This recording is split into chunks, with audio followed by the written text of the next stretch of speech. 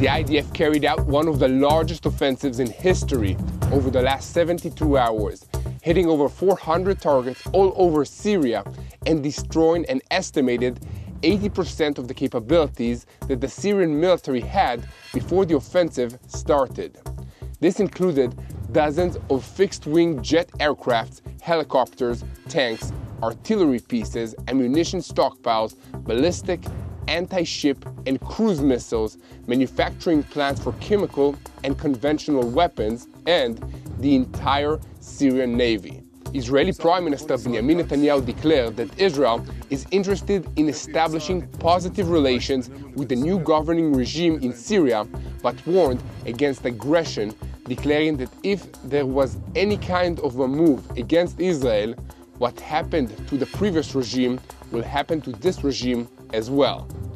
Meanwhile, TBN Israel's senior Middle East analyst Mati Shoshani will give us some insight into how this affects our neighborhood and why, in the end, Iran distanced itself from President Bashar al-Assad and let him fall. We will also review the blame game within the Revolutionary Guards about the collapse of the Assad regime and other internal tensions within the Islamic Republic of Iran. Finally, the campaign to release Israel's remaining hostages in the Gaza Strip is entering a new phase. We have a lot to talk about, so let's dive into the details.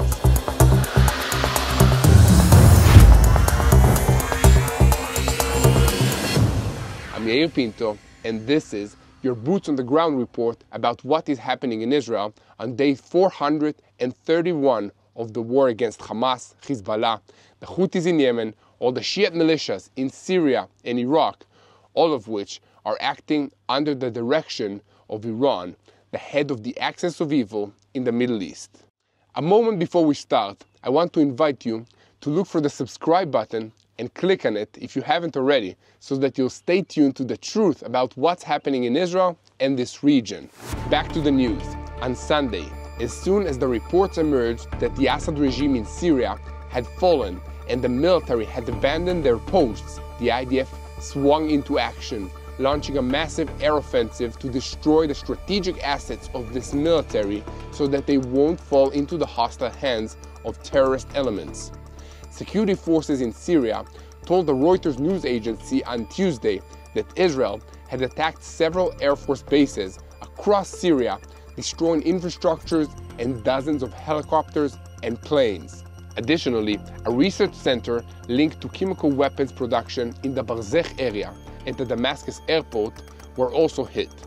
Israel's Navy had the honor of attacking the Syrian naval facilities in Latakia, destroying several missile boats and doing extensive damage to the airport and the adjacent warehouses that stored weapons and ammunition. As a result of this, the Syrian Navy has effectively ceased to exist. Israel's Air Force also struck several Syrian Air Force bases over recent days, destroying ballistic missile launch sites, fuel and ammunition stockpiles, and most of the fixed-wings aircrafts and helicopters that the regime had abandoned at these bases. Additionally, the radars and interceptors of Syria's formidable air defenses network have also been annihilated.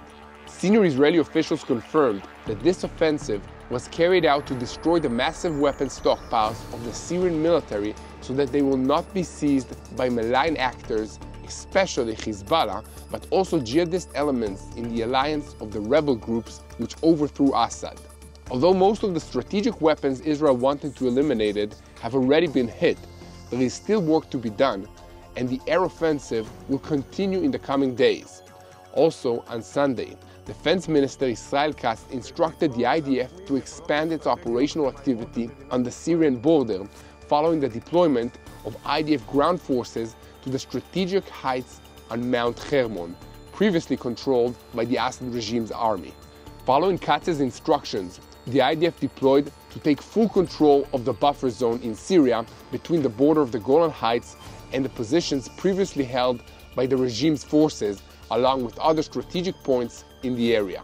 A new security zone will now be constructed in light of the changed circumstances, and this has already included making contact with local residents, mainly Druze villages, who often have family connections to Druze communities in Israel to assist them in making adjustments.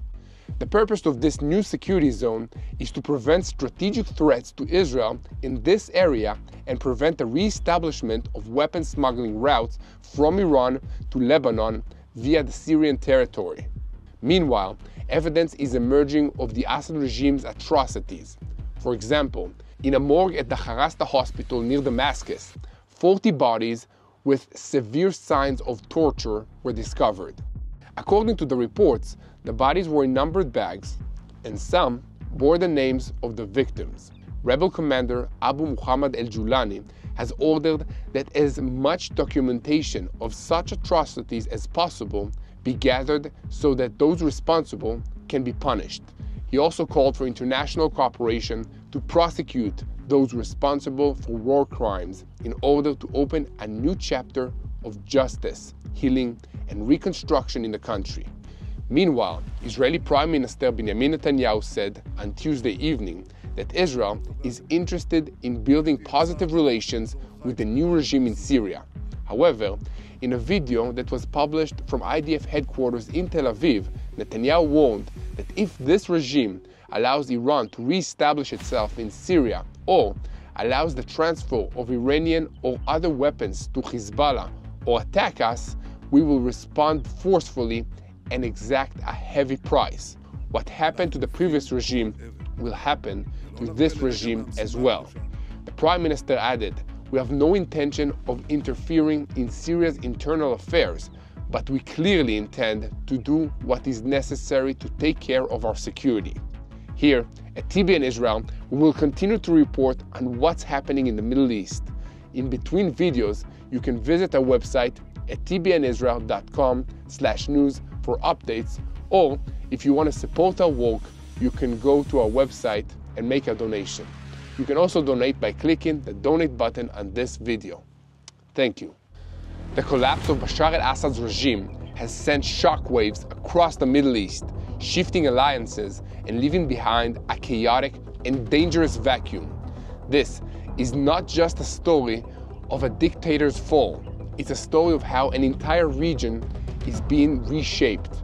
Now, TBN Israel's senior Middle East analyst, Mati Shoshani, will take us closer into all of this historic chain of events, the forces at play, and what it means for Israel.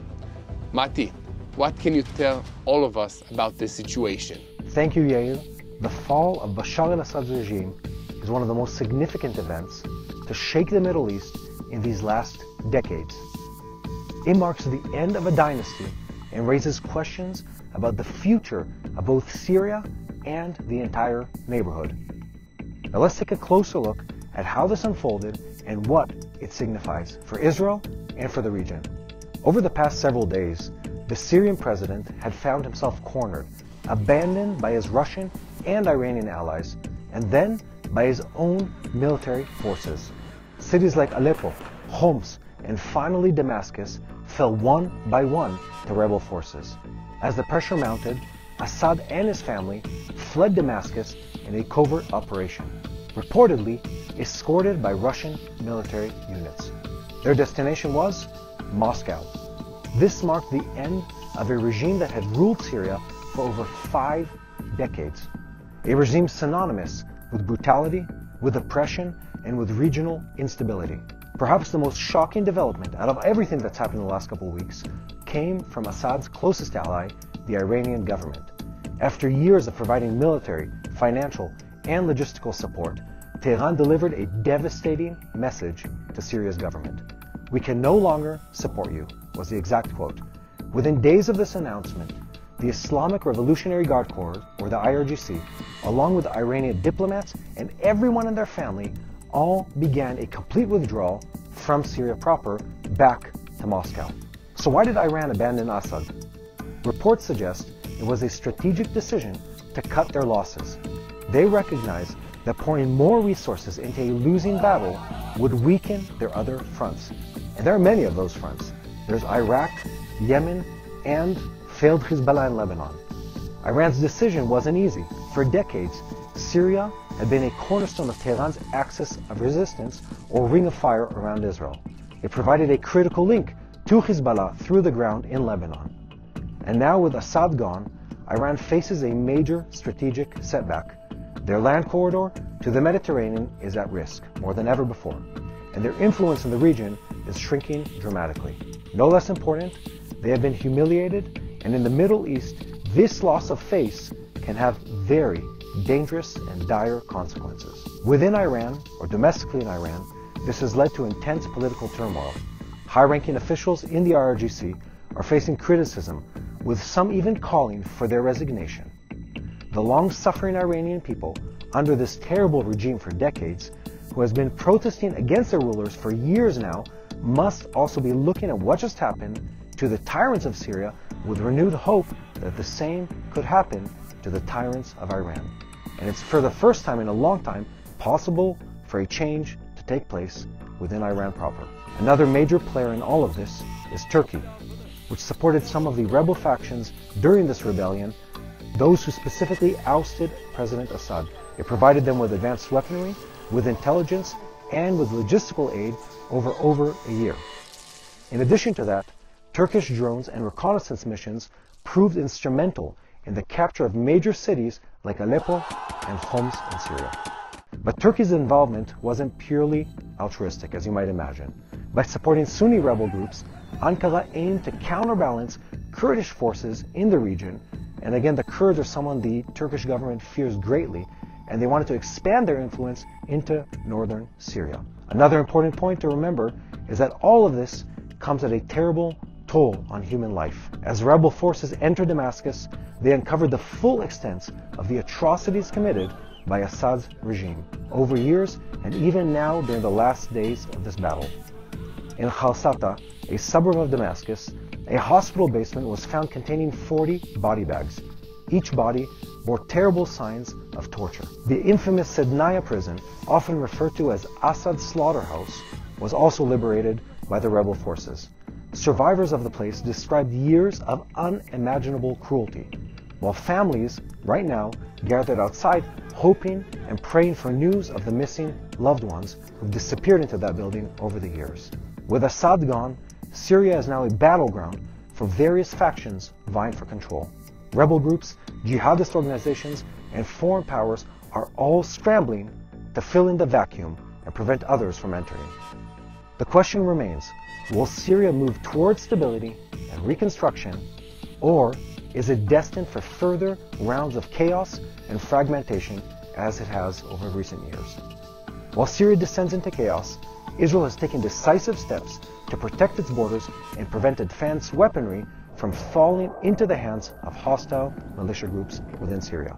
Israeli officials have made it clear their actions are not about interference, but about ensuring national security and the safety of Israeli citizens. As Ambassador Danny Gold stated, our priority is to the safety of our citizens. We will not allow threats to grow unchecked. That is no veiled threat. The fall of Bashar al-Assad's regime signals the end of an era of oppression in Syria and brings a host of critical questions about what comes next. Assad's once grand palace, a symbol of his unshakable power, has now been exposed by rebel forces. Reports suggest that alongside military documents, evidence was found pointing to Assad's deteriorating mental state during his final days in power. The Assad family is a unique family in the Middle East, a dictatorial family that remained in power for several generations. And even as Assad's rule crumbles, his family continues to live in luxury, far from the hardships faced by ordinary Syrians. They've reportedly settled in Moscow, where they own properties worth tens of millions of pounds.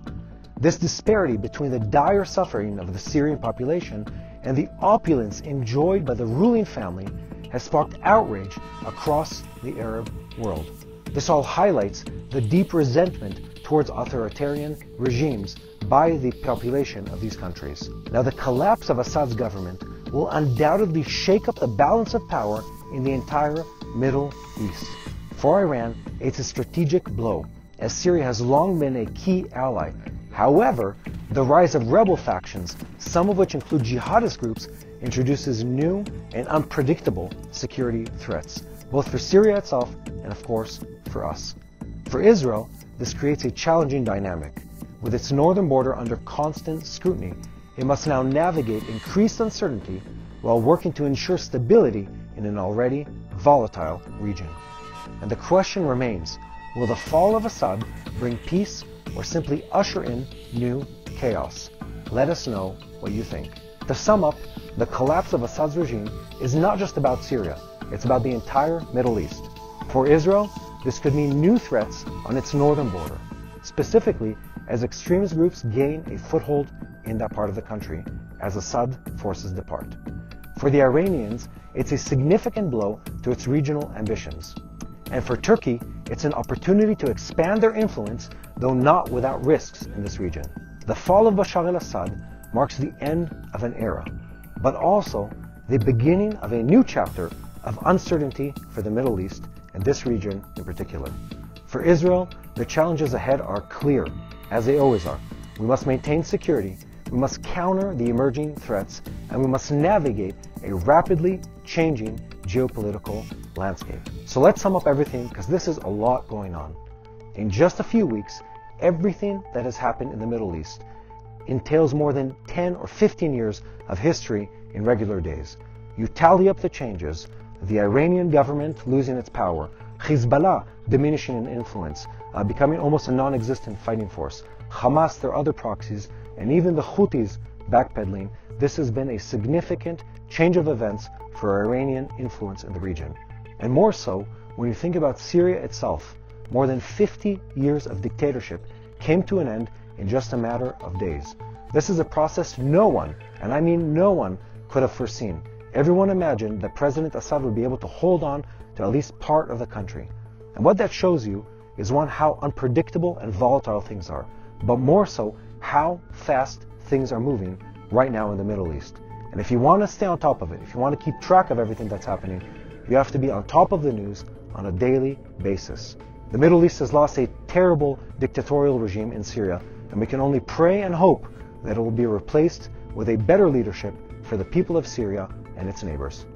Thank you, Mati, for that in-depth report. Here, at Boots on the Ground, we'll continue to monitor the situation and bring you the latest updates. Please continue helping us spread the truth by sharing our videos on YouTube and following us on social media. Once again, if you haven't already, please take a moment and find the subscribe button and click on it so that you'll never miss another episode of Boots on the Ground.